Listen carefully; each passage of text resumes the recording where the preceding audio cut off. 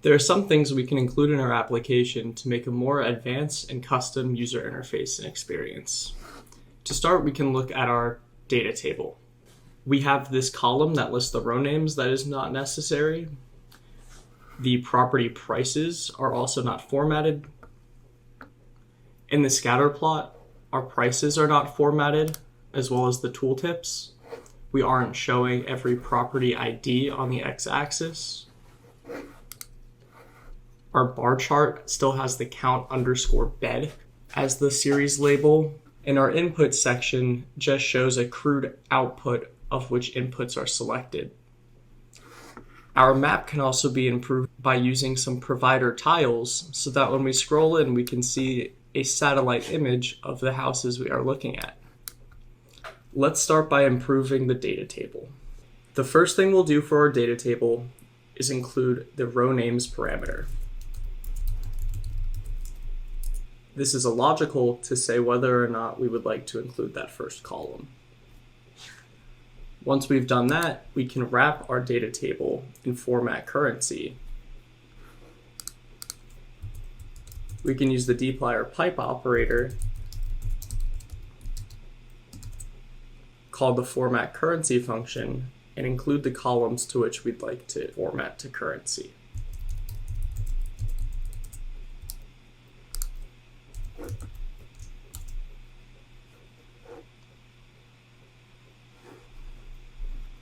We no longer have the first column of our row names, and the property price is now formatted to currency.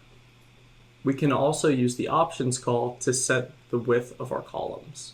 For instance, it would be nicer to have the address column width be a little bit larger so we can read the entire address. When we continue editing from now on, let's use the browser so we don't have to rerun the app each time.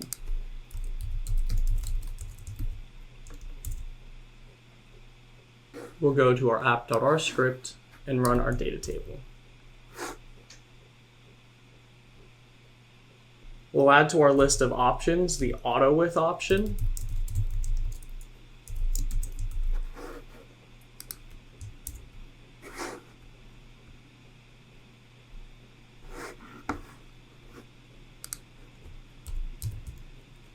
We'll also add the column defs option.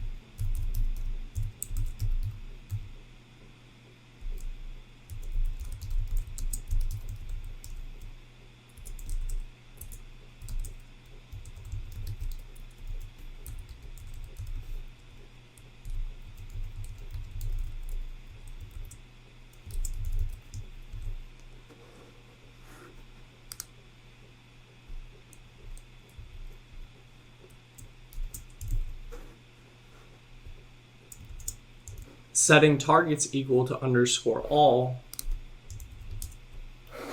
will set every column to the width of 200 pixels. However, we just want to set the address column to 200 pixels. Since the address is the 8th column, we'll set targets to a vector of the column numbers in which we would like to change the width. In this case, we only need 8.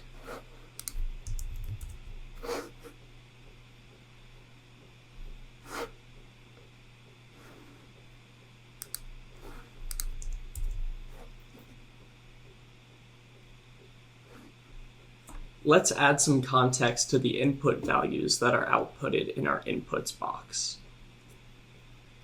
We can do this directly in our UI with some inline HTML.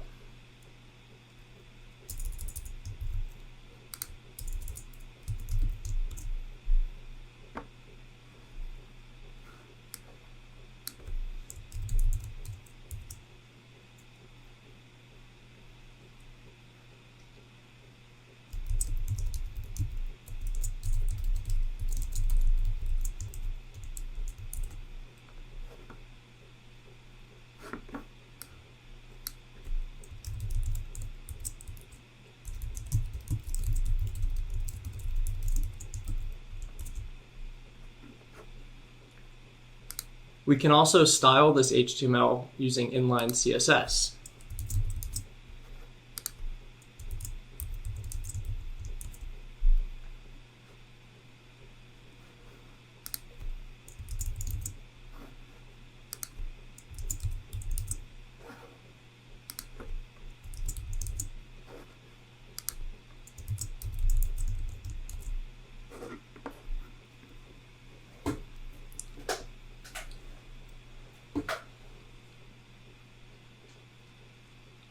We can format the property price to show as dollars as well. We'll install and package the library scales to use the dollar function.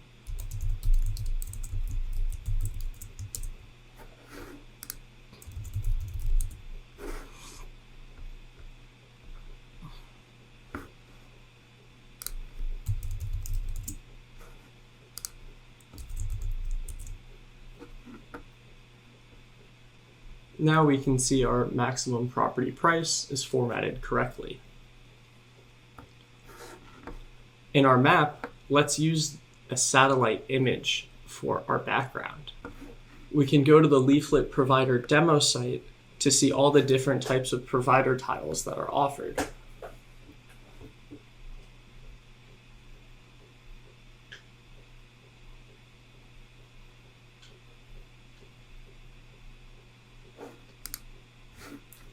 For this map, I'd like to use satellite imaging, so I'll use esri.world imagery.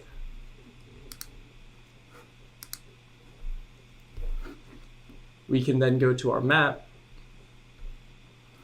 and replace the add tiles function with the add provider tiles function.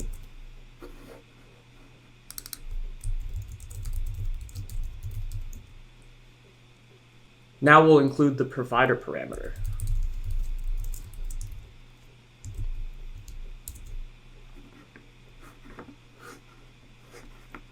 Now our map is of a satellite image, and we can zoom in to see the individual houses that we're looking at. Now let's turn our attention to the tab box containing our e-charts for our graphics. Since we're using a tab box, we can use an icon to display more information about the title.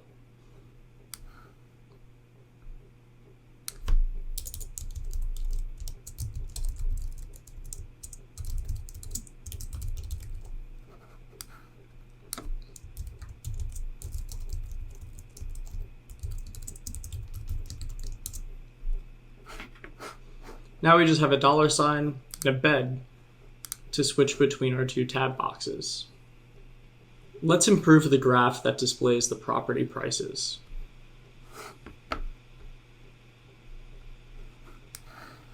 I've already generated some code and I'll paste it here.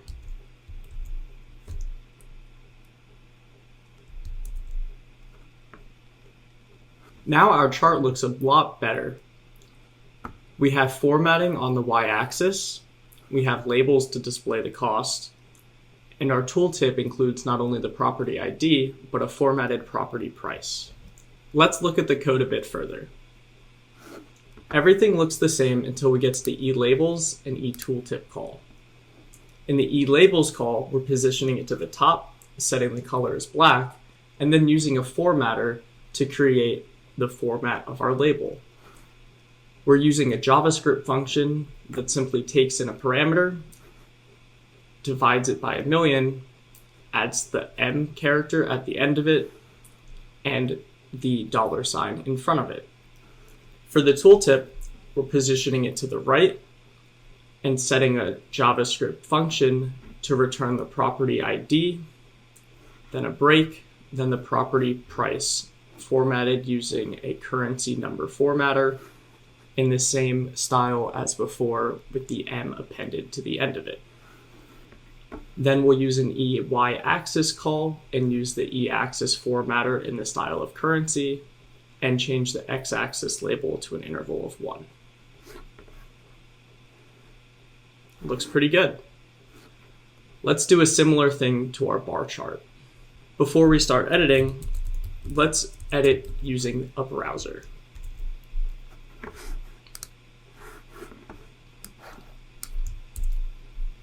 Now we can easily make adjustments to our bar chart. Our JavaScript formatter isn't changed at all. We can keep the property ID, but let's change the formatting from property price to the count of bedrooms.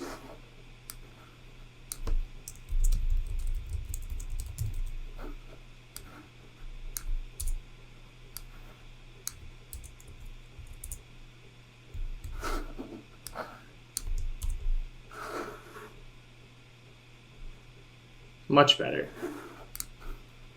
In our eBar call, let's set the color equal to black.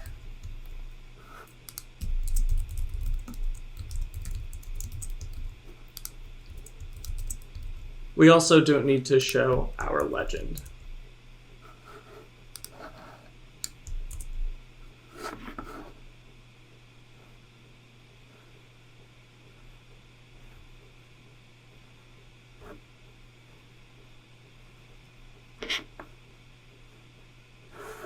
Much better. We can delete our browser call, stop the execution, and rerun our app.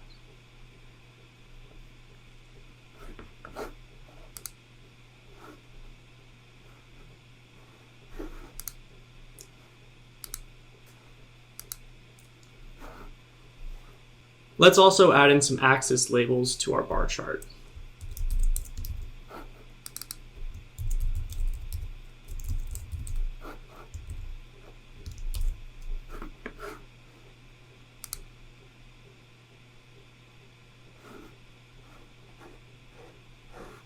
You can see the bar width is overflowing a little bit when we render it on the screen, so let's change the width.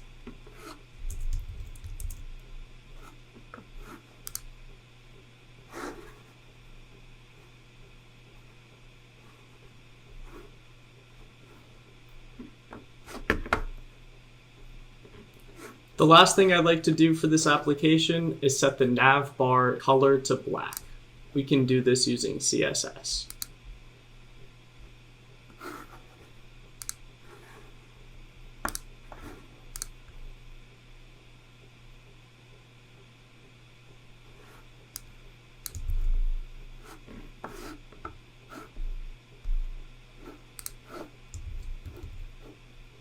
I'd also like to make the property tracker title a little bit more noticeable.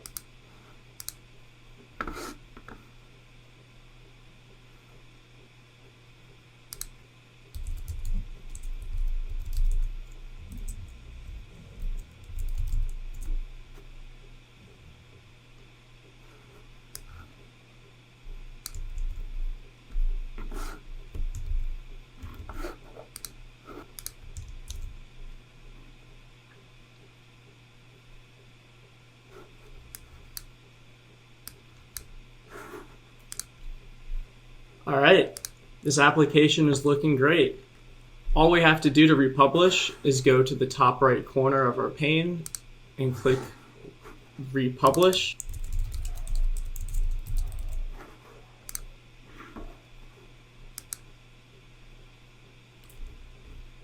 And your application is on its way to the internet.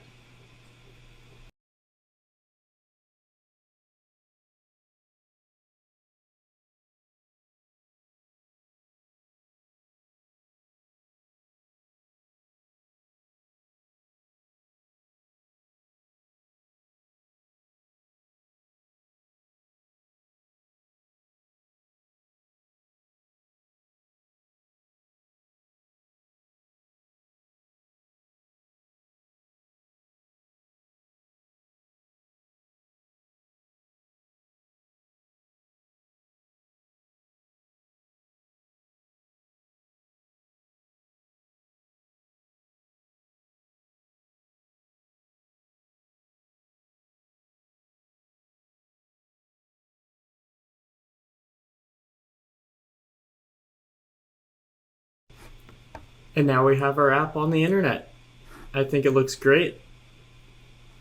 It's very informative,